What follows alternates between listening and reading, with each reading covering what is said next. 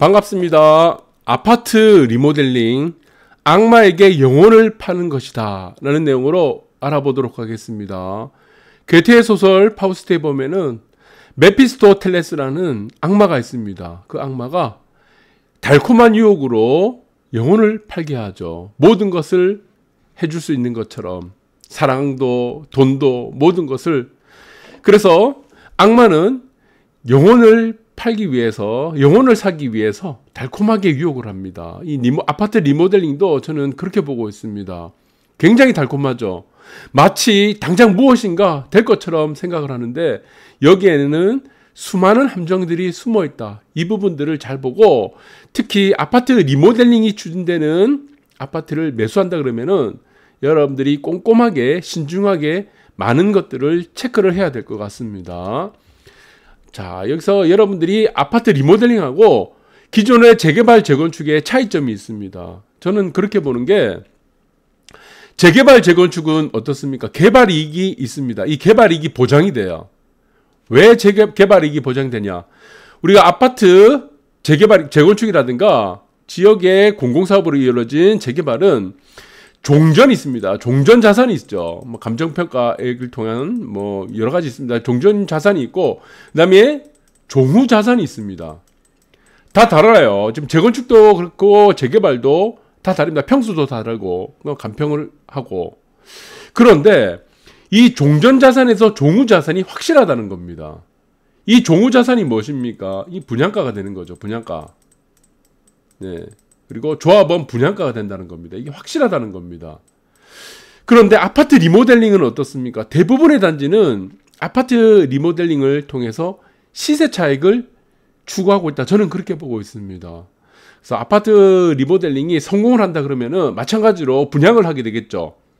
뭐 아파트의 용적률과 건폐율이 굉장히 낮은 아파트다. 그래서 그것이 리모델링을 통해서 일반 분양을 한다 그러면은 당연히 어떻습니까? 개발이익이 주어지는데 대부분의 아파트는 그 단계를 가지 못합니다. 그래서 대부분의 아파트 리모델링이 추구하는 것은 저는 시세 차이라고 보고 있는 거예요. 네, 안 될 걸 아니까. 대부분의 아파트들이 된 경우가 거의 없으니까. 그래서 목적은 시세 차이다. 여기서 달콤한 아파트 리모델링이라는 것들을 우리는 홍보를 하면서 이 달콤한 유혹에 빠질 수 있다. 그렇게 되면서 악마에게 영혼을 팔린다고 저는 보고 있습니다. 여러분들 참 주의를 하셔야 될 것 같아요. 그래서 재건축은 어떻습니까? 대부분의 재건축은 계속 갑니다. 언젠간 가요. 이렇게 시간이 지나면은. 그런데 리모델링의 특징은 무엇이냐면은 여기서 걸립니다. 여기서 시공사 선정에서 대부분이 무산이 돼요. 여기서 리모델링이 무산이 됩니다. 왜 무산이 됩니까? 그 전에 기본 계획을 수립하고 추진이 또 승인되죠. 추진이 또 만들고 또 조합 설립을 만듭니다. 여기서는 많은 꿈을 갖고 있어요. 달콤한 꿈을 갖고 있습니다. 그리고 여기서는 또 어떻습니까? 그 꿈의 바탕이 되는 것이 무엇입니까? 조감도죠. 조감도 한 장 안에 꺼내놓고 지금 서로 지금 취해 있습니다. 서로 막 흥분에 취해 있고 달콤한 뭐 미래에 지금 뭐 보장된 어떤 미래에 취해 있는 거예요. 네. 그리고 여기서는 또 여기서 보시면은 막 평면도 이런 것들을 막 만들죠. 그러면서 막 서로 자아자찬하게 난립니다. 다 된 것처럼. 그런데 시공사가 딱 선정이 되고 나서 시공사와 협의를 합니다. 시공사는 무엇입니까? 자원봉사단체가 아니에요. 시공사 자체 건설사는 이윤을 추구하는 단체입니다. 공짜로 집주해 주는 것도 아니고 리모델링 공짜로 해주는 데가 아니에요.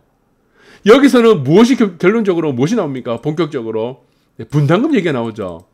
그 현실적인 벽이 이제 나오게 된다는 겁니다.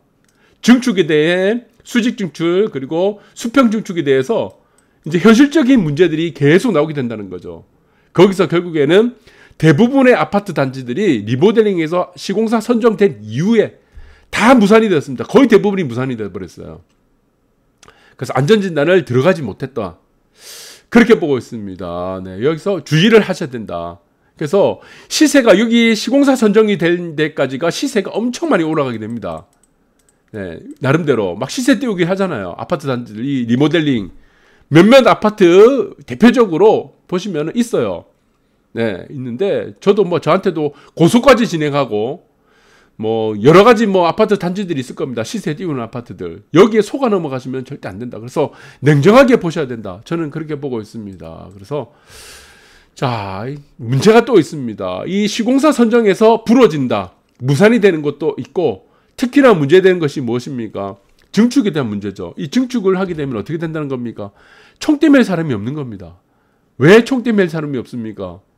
책임을 안 지죠. 내력벽이 철거되면은 이 내력벽 철거에 대한 문제가 굉장히 큰다는 겁니다. 이게 증축을 하게 되면은. 그래서 만약에 이 아파트가 무너지게 되면 어떻게 되겠습니까? 누가 책임을 져야 되죠. 그래서 이 공무원들이 이 인허가 관련된 이 공무원들이 조심을 할 수밖에 없다는 겁니다. 이 증축에 대해서. 정치권에서는 일기심도시 우리가 통해서 여러분들이 아시는 것처럼 공급 확대를 하자. 결국 다 무산이 돼버린 겁니다. 그리고 실질적으로는 우리가 뭐 3개층까지 뭐 15층 뭐 이렇게 뭐 증축이 된다고 그러는데, 자, 이거 잘못해서 만약에 이 무너지게 되면 어떻게 되겠습니까? 굉장히 문제가 되기 때문에 기술적으로 한계도 있고 이런 부분들 때문에 대부분 무산이 되는 경우가 많다. 결국에는 총대 맬 사람이 없다. 추진해서 총대 낼 겁니까?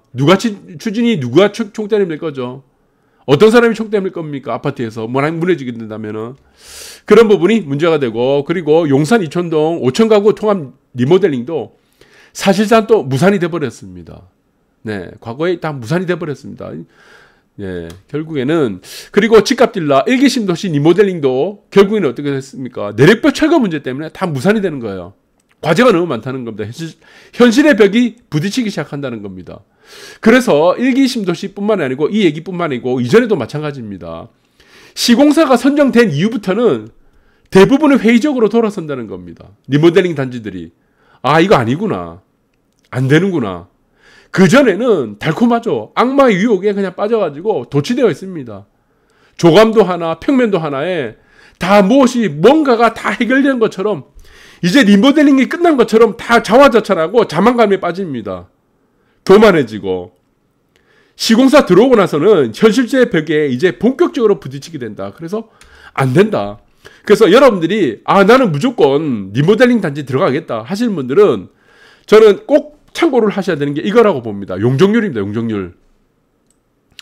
용적률과 건폐율은 꼭 참고하시기 바랍니다. 저는 용적률이 200% 내외, 뭐 초반 정도.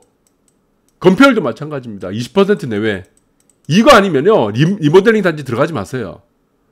현실의 벽에 결국에 부딪히게 되어 있습니다. 시공사 선정되고 나면은.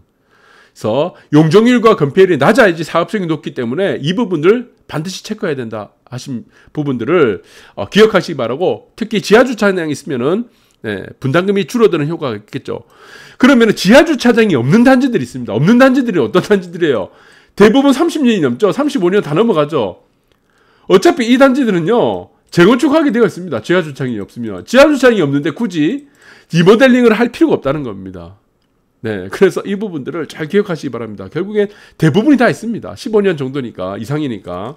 이렇게 보시기 바라고, 지금 가장 잘 리모델링이 성공했다는 단지들이 거의 없습니다. 근데 가장 잘 되었다는 하는 단지가 레미안 대치 하이스턴입니다.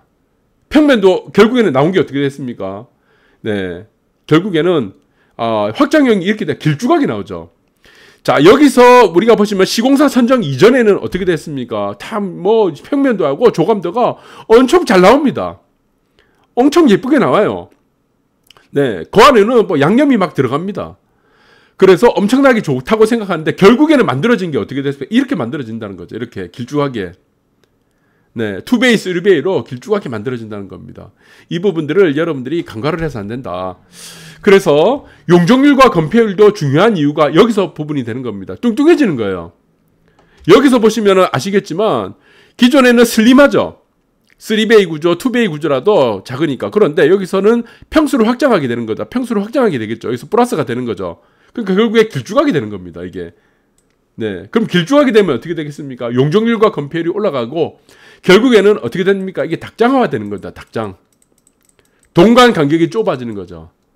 이 부분들 여러분 기억하시기 바라고. 레미안 하이스턴입니다.